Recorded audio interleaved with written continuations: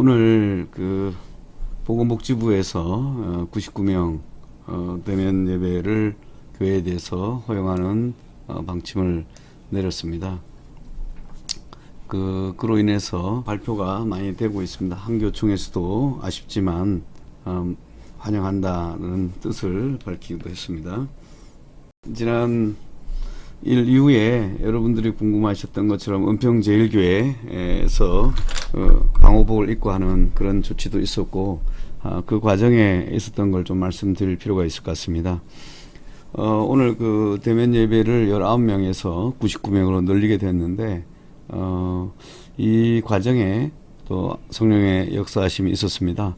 지난 7월 16일자로 19명 대면 예배를 허용하는 일부 비대면 예배에서 19명으로 허용하는 일부 인용 판결이 났었고, 이에 과거에 잘못된 방역 지침으로 인해서 피해를 봤던 교회들이 있습니다. 심화부 목사님, 은평제일교회, 운정참정교회, 고병천 목사님, 안희안 목사님, 예수비전교회, 그 다음에 여러 교회들이 있습니다. 에스라 교회 등. 이 교회들은 이 재판에 대해서 도저히 인정할 수 없다고 해서 항소를 하게 되었습니다.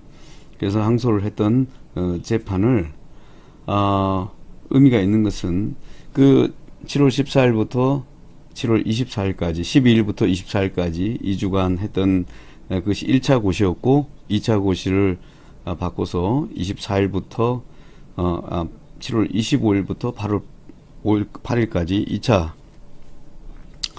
고시를 하게 되었는데, 그래서 고시가 바뀌었기 때문에 이제 이게 실효가 된다고 하는 사람들이 많았고, 또 항고에 실익이 없다라고 했었는데, 참 감사하게도 어제 서울고등법원 행정부에서 1차 고시의 기간이 지났음에도 불구하고 충분한 심리를 해줬고, 그것을 기다리고 있습니다. 그래서 그 재판도 있었고, 또 2차 고시에 대해서도 저희가 또 불복해서 재판은 다음 주 또 화요일 날 서울고등법원에 남아 있고, 또 수원 지방법원에서 경기도는 이보다 더 심해서 어떻게 되어 있냐면 전면 비대면 했습니다. 그러니까 대면 예배 일절 금지를 했는데, 그래서 제가 소송을 해서 19명 하는 부분을 받았고, 또 그것에서 불복되어 있고, 그래서 총 4개의 재판이 되어 있습니다. 그리고 그 와중에 여러분 잘 아다시피 은평제일교회에서 그 처분에 불복했다는 이유로 운영정지 처분을 했는데, 제가 이제 운영정지 처분에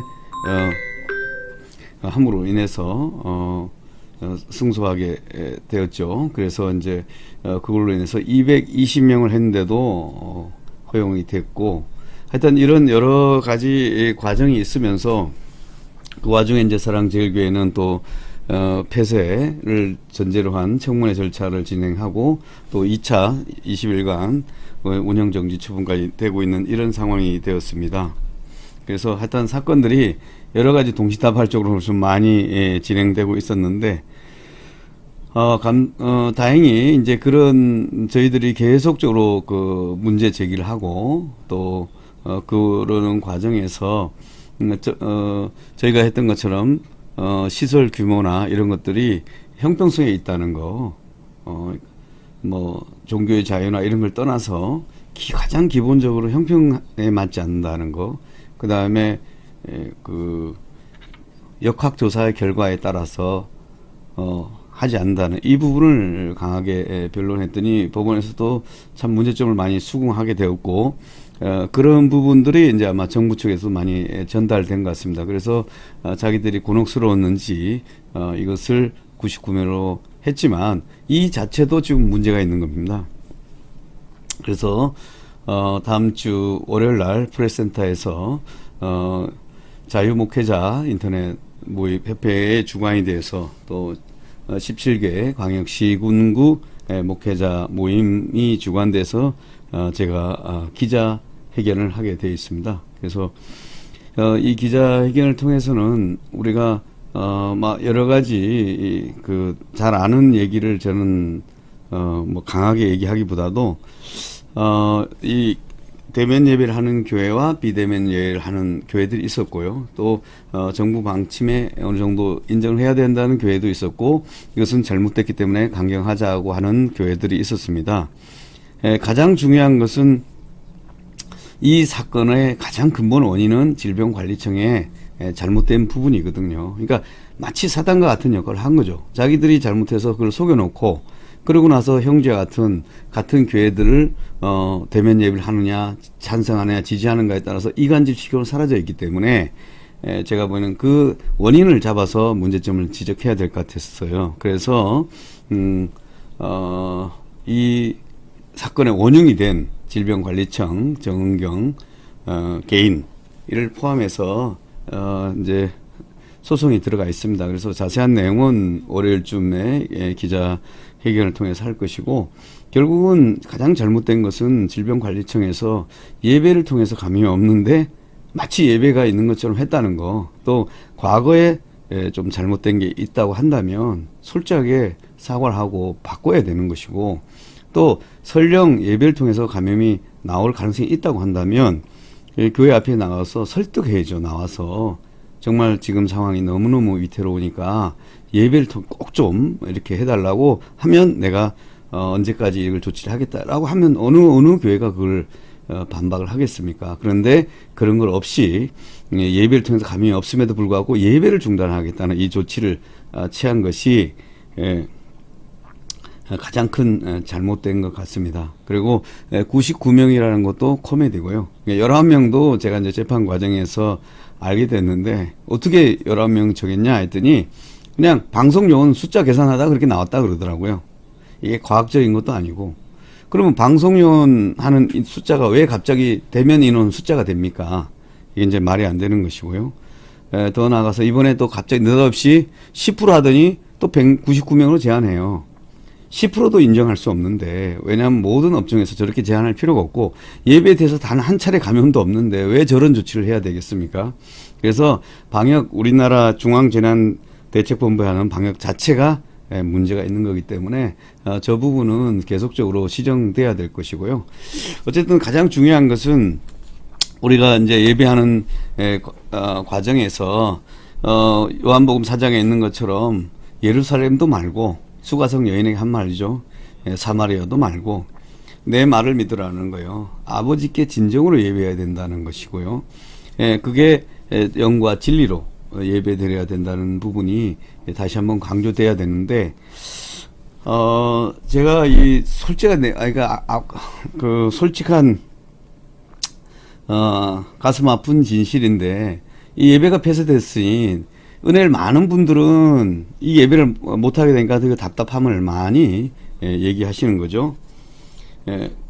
그런데 대다수 성도들은 그 예배에 대해서 생수가 흘러나오지 않으니까, 그야말로 수가성 여인이 했던 것처럼 야곱의 생수가 흘러나오듯이 우리는 사도행전에 있는 성령의 생수가 흘러나오지 않으니까 사람들이 거기 물들어 가지 않는 거죠. 이 더운데, 이 또 코로나 환경 가운데 가지지 않는 부분에서 사람들이 은근히 거기에 대해서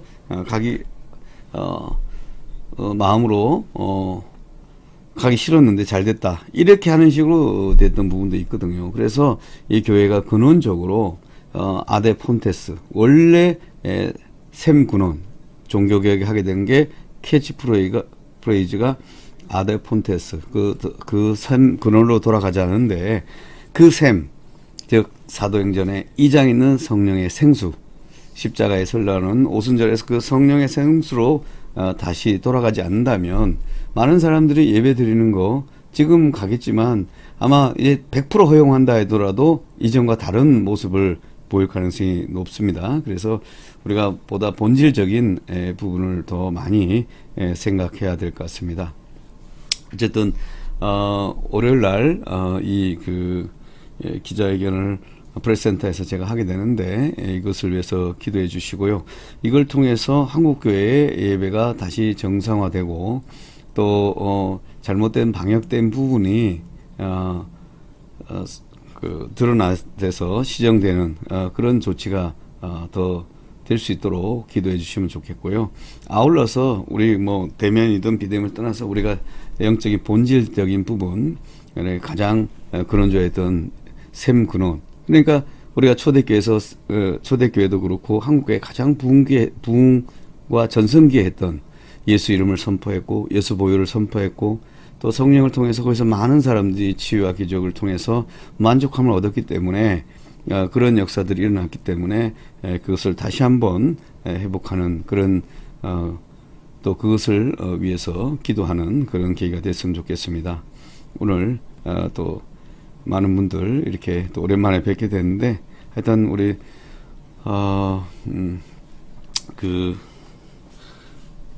주대준 장로님의 그걸 통해서 우리 또 그 평신도 사역들 여기에 대해서 늘 기도해 오셨는데 그 사역이 계속적으로 많은 분들 통해서 흘러갔으면 좋겠습니다. 예, 감사드리고 또 다음에 또 뵙도록 하겠습니다. 할렐루야.